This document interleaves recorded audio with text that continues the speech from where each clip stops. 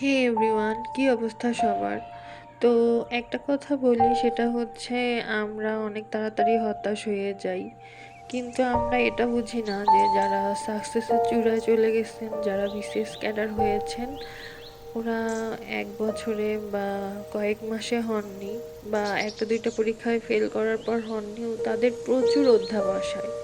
হয়তো তারা প্রথমবারই BCS cadre হয়ে গেছেন, অনেকে আছেন, কিন্তু তাদের পিছনে 5 বছরের একটা জার্নির গল্প ছিল। আবার অনেকে আছেন 5 বছর জার্নি করার পর কয়েকটা বিসিএসের পরে একটাই হয়ে গেছেন। তো এটা হচ্ছে প্রচুর হার্ড ওয়ার্ক লাগবে, প্রচুর ডেডিকেশন দরকার এবং প্রচুর ধৈর্য দরকার। বিসিএসটা এত সহজ না যে একবার দুইবার ফেল করলাম হলো না, কেন? অনেক বেশি অধ্যবসায়ের ফলে বিসিএসটা আর কি হয়। তো এত সহজ হলে তো বাংলাদেশের সবচেয়ে উচ্চপদস্থ জব, সরকারি জব, এটা হতো না। তাই হতাশ হবেন না, আল্লাহর কাছে প্রার্থনা করুন। আল্লাহ পরিশ্রমীদের পরিশ্রম বৃথা যেতে দেন না। তো ইনশাল্লাহ সাফল্য আসবেই। সবাই ভালো থাকবেন, ধন্যবাদ।